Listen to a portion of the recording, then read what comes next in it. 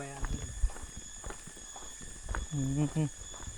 Kaya ma'am sir, dito po medyo steep yung kalsada.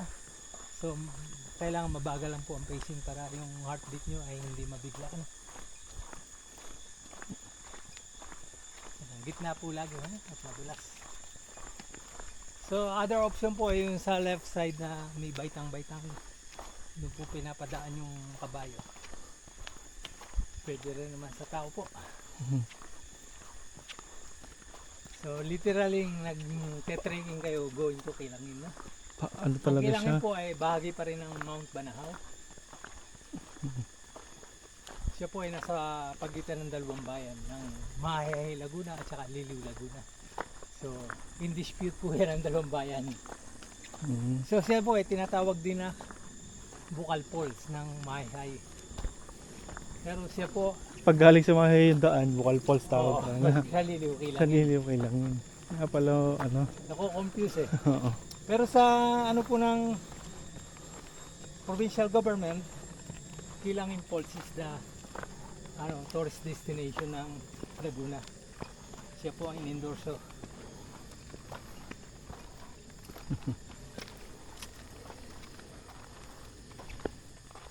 Leg and cardio.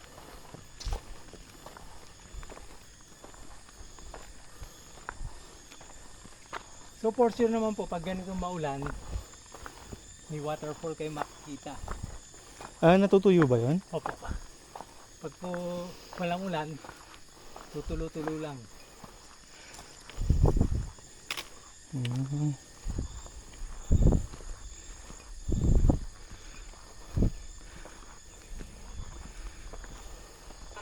Mambit na yun. Sir, madulas po ito.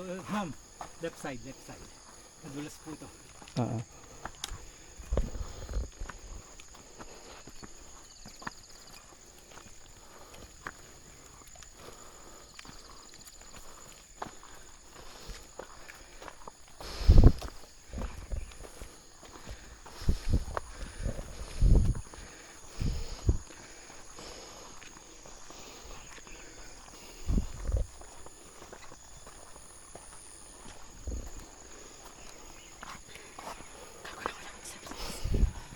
Pwede po tayo mag-dress dito.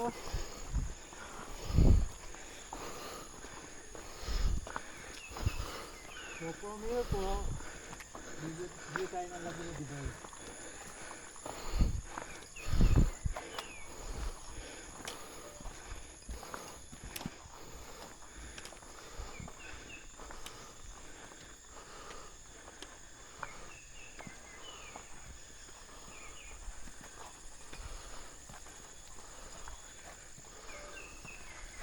Pwede po mag-stop muna kung gusto nyo, ha? Ikaw lang po. Ngayon po ang bayan ng Mahayahay, Laguna. Yung bundok sa likod, bayan ng Luciana, Laguna. So nandun po yung Hulugan Falls. Mhm.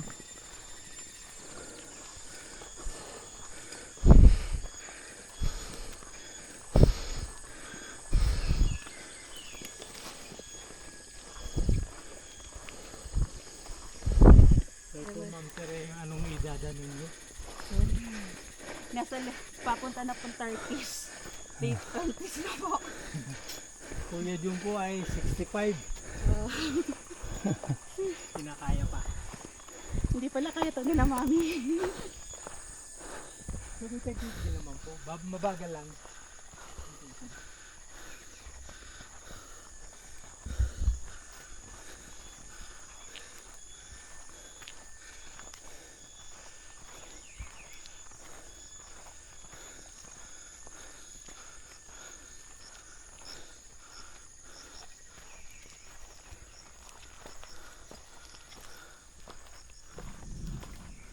Isa lang po ang light vest ko ma'am sir.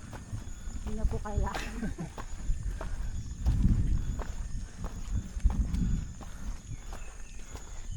So ang tubig po doon ma'am sir, 20 degrees Celsius po ang temperatura.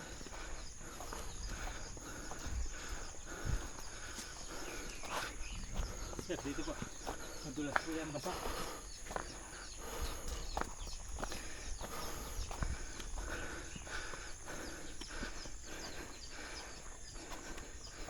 Ito po, taniman ng labanos.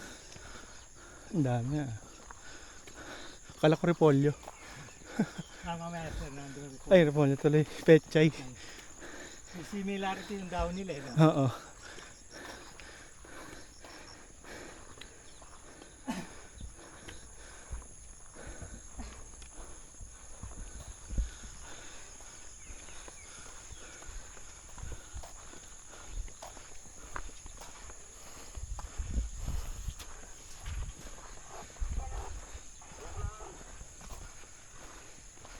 Pomelo.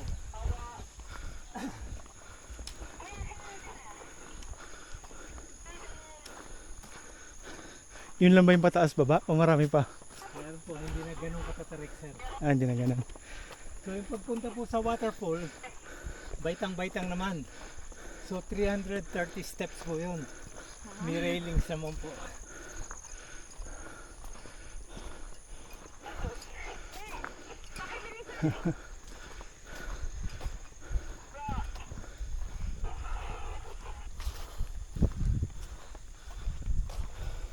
Ayun na, repolyo sa yun.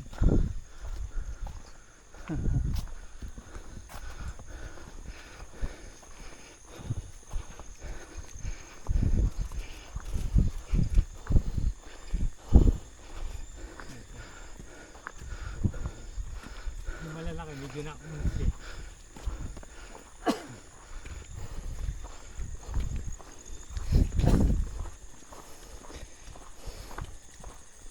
May mga nakatira po ba doon? Saan dito? Malapit sa falls? Ah, wala sir. Wala.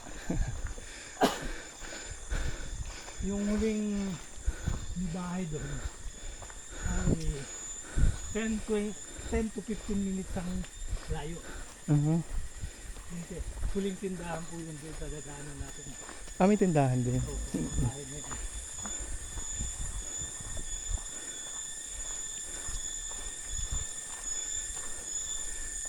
So, pamilyar po ba kayo sa mga humuhuli na yun? Ano, cricket? Kaya tama ko. Mag-assignment. Cricket or sikada. Ah, sikada. Mahirap makita yung ano yun eh. Ingay. Malapit lang yun dyan. Nandiyan lang yung kasama. Ako lang sir, ingat po tayo dito ha. Malumot. So tayo po ngayon ay nasa pinaka buffer zone ng protected area no? Protected Ganda lang. area ng DNR. Ng Mount Manahaw. May ano yan? Anong tawag sa ranger? Forest guard or forest ranger. Opo. Supposed to be, isa dapat po ako doon sa forest protection officer no? Opo. Inabot po ng election ban. Hindi na natuloy yung May training kayo nun, no? ako po ay isa din mountaineer eh, kaya Pero ngayon po dito, may ranger, wala. wala ang Maya at saka nagkaroon meron eh. Nagtitipid sila. Pero ako, namomonitor ko yung mga violation na nangyayari. Wala naman pong illegal logging dito ano. Wala na. So ang problem lang po ay yung local poacher ng hunting ng wildlife. Tulad ng... Ang paniki po. okay. So panic and pag sila nakakita rin yung mga hunter ng let's say sawa, pinupulutan. O kaya yung civet cat or musang. Pinupulutan din nila. So bawal po yun sa batas. So sila po ay bahagi ng isang ecosystem. Ano? So pag natanggal sila, magkakaroon ng imbalance.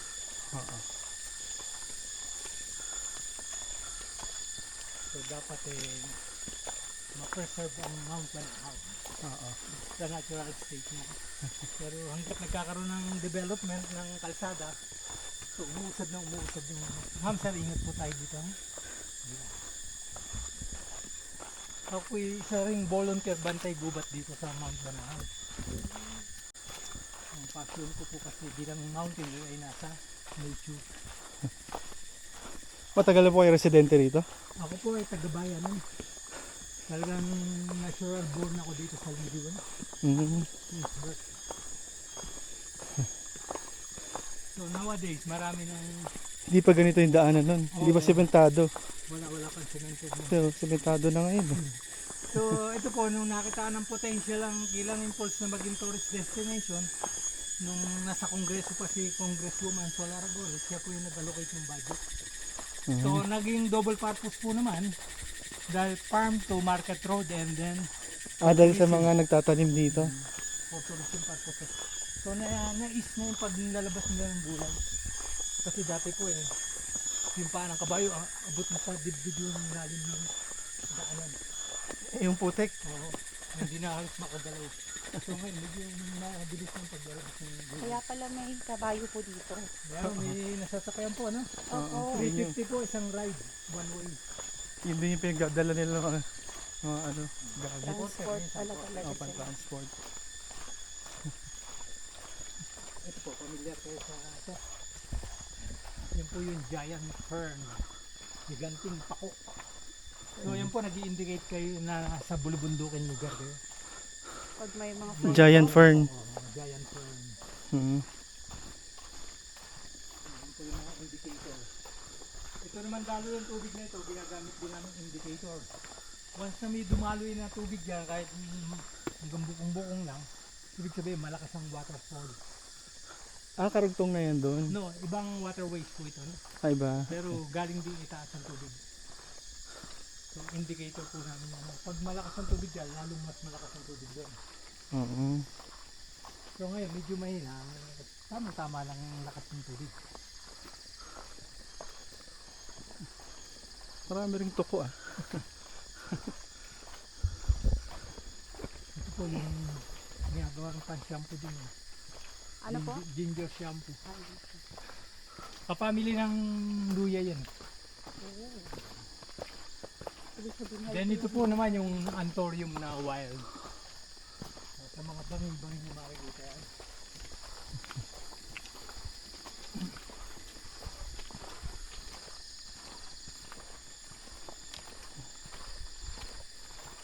Hindi po naman kayo takot just in case makakita tayo ng snake. Marami daw sa nagkarlan ngayon. sabi nga daw po. No, habitat nila to.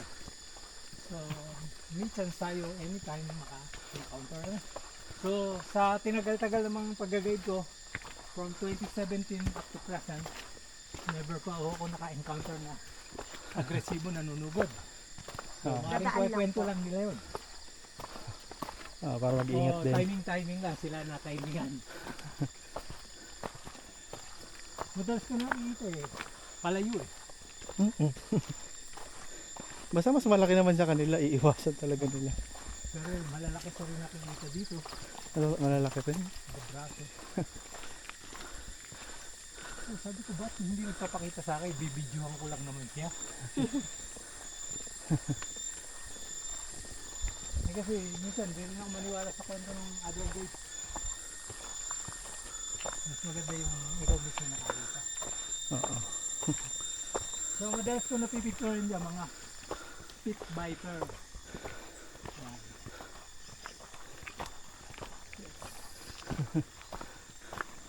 Talaga ako nito mga. Tama sir, pag gusto nyo mag-stop, sabihin lang ko. Sige lang po, parang ito tulos ko talaga. Nawawala ang momentum. Oo.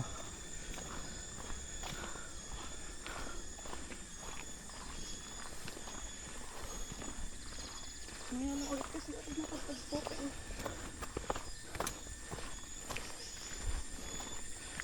Familiar po kayo doon sa prutas na Patmon. Sino po? Ano po yun? Ito po yung puno niya. Ito po yung bunga niya, yung green. So, yan po, Bayabas. maasim yan, pwedeng pampaasim sa sinigang. So, nung hindi pa uso ang tamarind base, yun po yung ginagamit ng mga Oo. pag nagsisigang. Lumalaki pa po ba yun o ganyan na po yung size? Tapos para po siyang yung laman po niya para mangga. No, yung naka-coil, parang buto. Ah, Parang kamyas sa asin.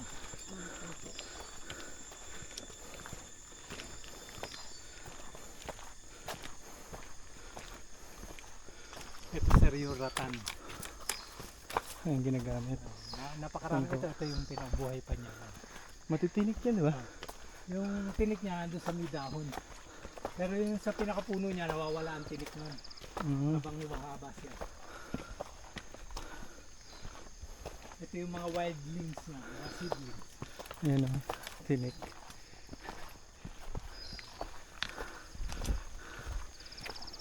Ito naman yung taro. Gabi. Ah, So kinakain po dyan yung root crops. So yung isang uri naman niya, yung laing. Nakita banda mo niya. So tayo po ay malapit na dun sa tindahan. Maraming isang minuto ang dun tayo sa tindahan.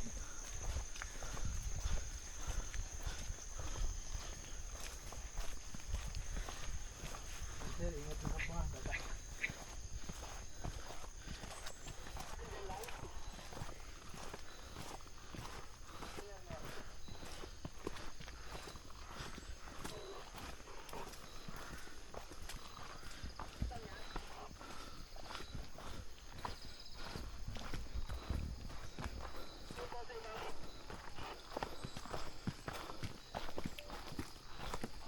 Yung mga baging, binibitinan ng karga. Ay, ako.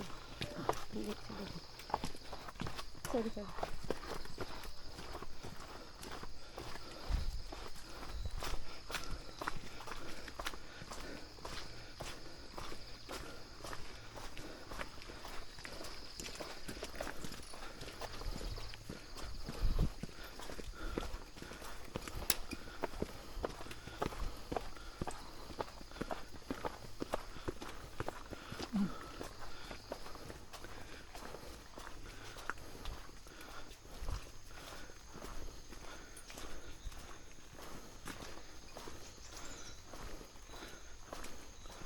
Ito po yung taniman ng Serotek.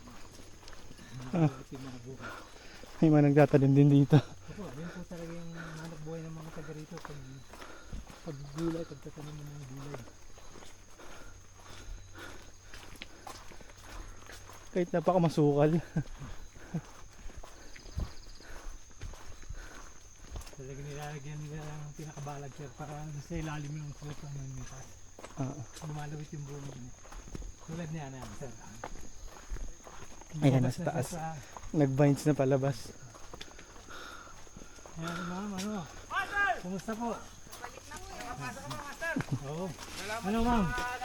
Sulit po. Sulit po. Merong ano Babalik kayo ma'am. Opo. Thank you. Ingat po. Sila po ay nag-climb pa ng Mount Kalisungan ano? Sa Mas mataas pa kaysa Palawan. doon. So 790 meters above sea level. Which compared sa pinagparkingan yung mga 640 meters above sea level. Konti lang yung difference. So ito na po yung tindahan. No? So ano lang, 10 to From here po 15. yung 10 to 15 minutes na lakad na lang. Kaya mo siyang 30 minutes. Oo nga. Ay, depende pala sa pace. Oo, depende ma'am. So pag yung mabilis ang pacing nyo, papasok sa 30 minutes. Kung mas mabilis pa, 25. So depende naman din yung kung wala kayong dala. Ano? So napunta kasi dyan cooler box, kalde-kaldero. Mga baon nila. Yun, hindi dapat ganun. May mga ano ba doon? Cottage? Meron Ganun? po, yung bubong na plastic lang po yan. Kasi ang ano po niyan, ang category niya is ecotourism site, not resort. Kaya akala nung pumupunta ng iba dyan, resort, kainan, nakain ang dami-dami pagkain. Hindi pinagbabawal yun. Dapat po bawal yun. Oo. Kasi kalat yun eh. Opo, tama ka dyan, sir. Mag-a-attract ng maraming langaw yan pag maraming basura doon. Hindi na siya magiging tourist spot. Dudumi yun. So yung designated na ihawan po ay nandito. At saka, Malayo. yung last comfort room. Pero sa ngayon, sabi ko nga any form ng pagluluto dapat bawal kahit butane. Oo. Allowed pa rin Ewan ko ba sa tourism namin. Dapat pag-aralan, i-review nila yan. Katagalan nasisira yung ano dyan. Tama. So ito po yung last comfort room at saka ang designated na ihawan.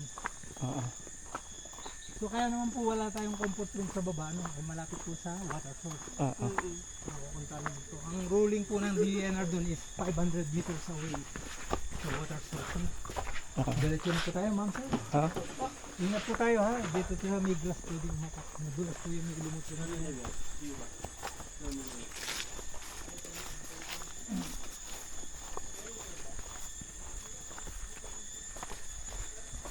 So may pagkakataon po na nakikita namin yung isang angkan ng mga unggoy na andyan. Kami mga unggoy rin dito. Meron po. Sige lang, magpahinga na lang sila doon. Sa kanila. So ito po yung territory nila. Tigit-tigit yung mga puno. So yung pupunta natin ay ano yun, watershed, protected area. Pinupunta ko, na-convert siya sa tourism.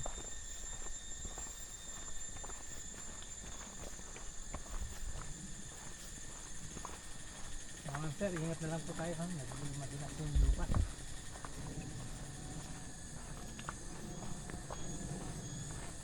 Pag nadulas ako, tanga ako. Not your firm! Mabot pa. Ma'am sir, ingat po ha. Go lang. Ma'am sir, baka hindi nyo mapansin na nakaka-tiso.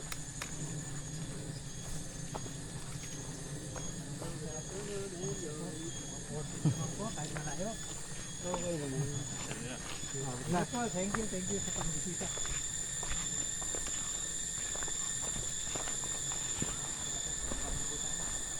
Ito na. May railings na. Kagaya sa Taytay. Parang mas gusto ko pang paakyat tayo ngayon na ganito. Para mamaya pababa na lang. Pero kaya. Kaya po Ma'am sir, yan. ito po ay isang variety ng mangga no? Kung Mangga? tawagin po ay Ang laki ah. pahutan. Kung tawagin po. Napakalaki po. Eh. May mga tubo na siya dyan. Yung nalagyan na buwan. Tumibig.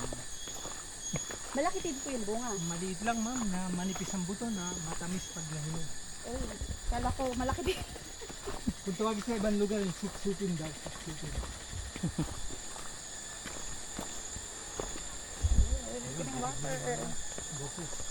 Oo. Oh.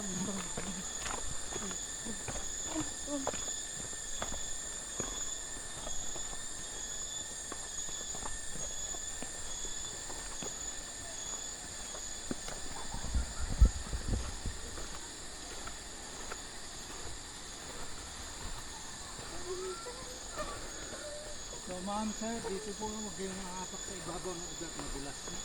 Doon po sa pagitan.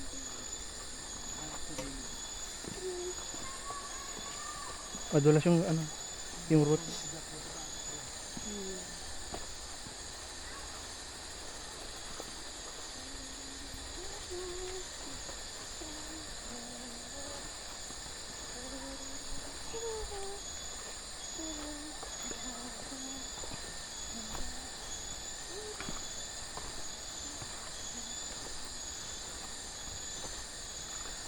Buti hindi natin po tinuloy nung last punta natin. Andun si Mami Nels. Andun si Uni. Ang mga sister ko.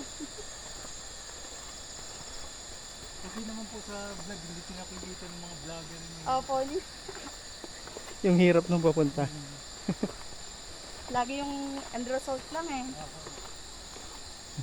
So sa amin po, talagang in-screen namin, lalo na sa health condition.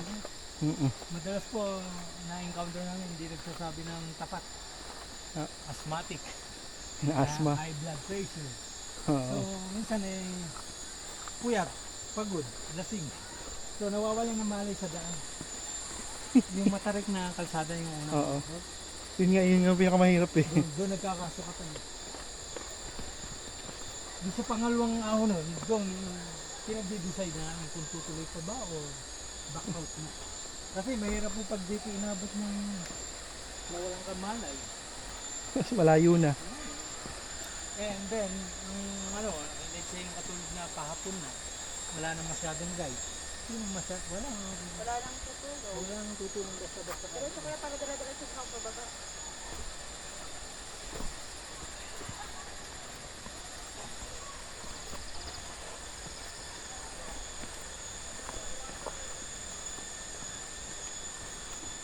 Ito po yung nagdaang mahabang ulan, 1 week na umulan. Yun, Nag-landslide dyan. sa daming bagyong dumaan, hindi na ano, 1 week na maulan. Talagang mambot yung lupa. Yung puno, namatay yung puno, bumigay na rin. Oo.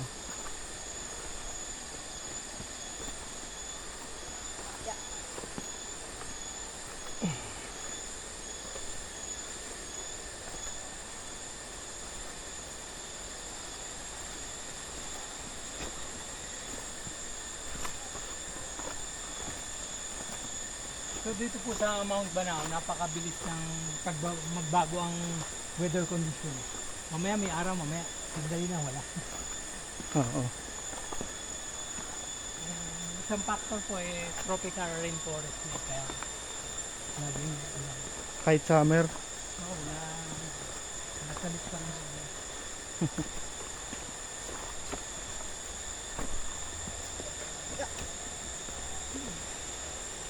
Malakas na ilagaslas. Parang mas gusto kong Pero parang mahina pa rin yung talon. Hindi na siya kita. So yesterday po medyo malakas din. Mahina na.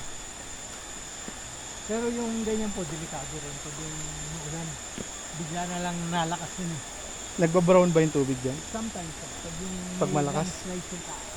Ah, Pero pag wala naman, overnight lang, pinag-uwi siya.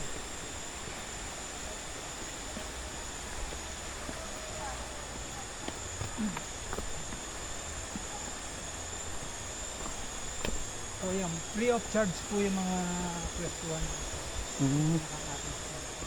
First come first serve. wala akong dalang, dahil pala wala tayo ng plastic ng phone.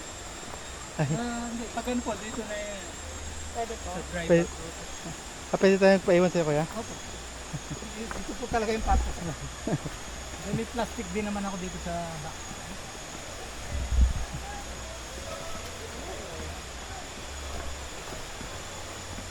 Malalim po ba yan? So yung sa main falls po, yung Kilangin Falls, ang pinaka-deepest na is 15 feet. Pwede po yun basta mayroong life vest. Opo. So, Eh. kahit sabihin mong magaling ka po lumangoy, ma'am, sir, is prone po sa kulikat. Ano? Dahil sa lamig. Kasi nag-hike ng malayo. Oo, tapos sobrang lamig po yung tubig sa 20 degrees Celsius. Okay.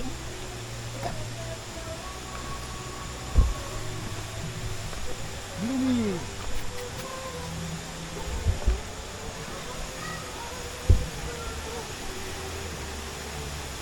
So ma'am, sir, ito po yung tinatawag ng baby pool. Ano po? Sorry? Baby. Baby? Yung maliit na pool. Yung maliit na pool.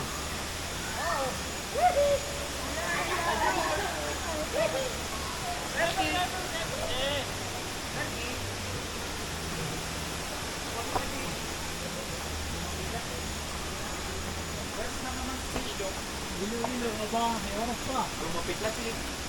Ma'am, sir, ito po yung pag wala kayong history ng amoebiasis, Ah, unlimited po ang ating water source. Siya po ay consider alkaline. Ma'am, sir, ingat na lang po ang sir po doon sa main po. Hindi na sayang ang oras na.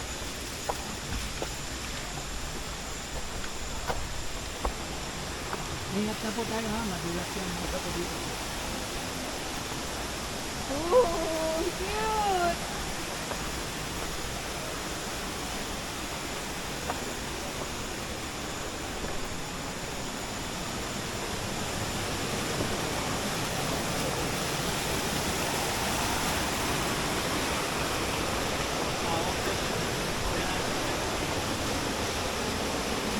pwede lakaran to?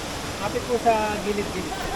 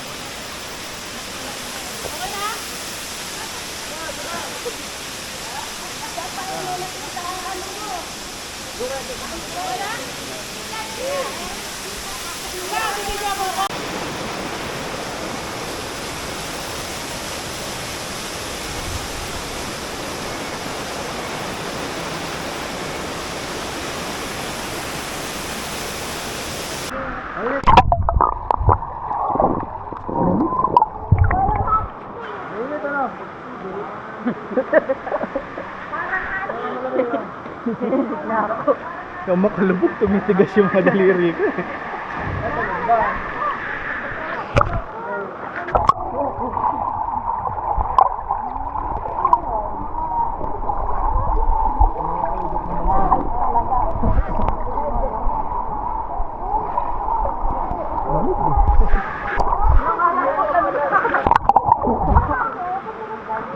Nakakapamamanihid ng daliri eh.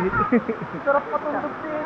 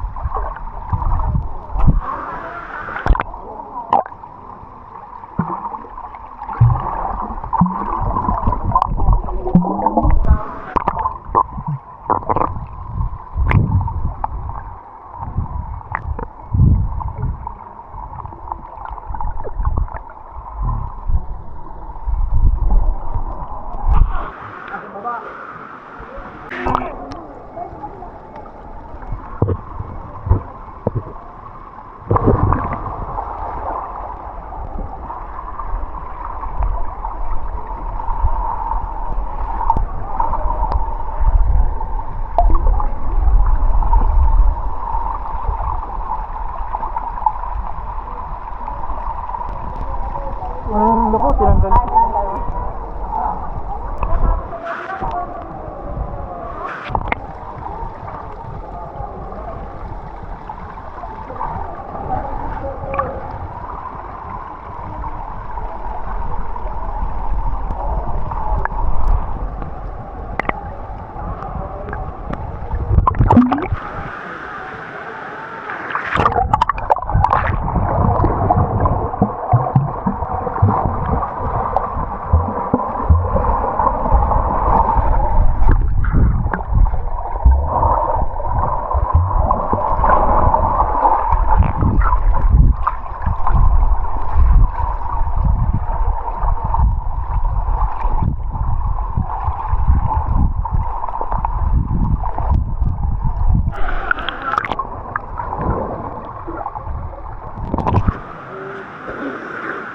Gabi po ito kapag yung mga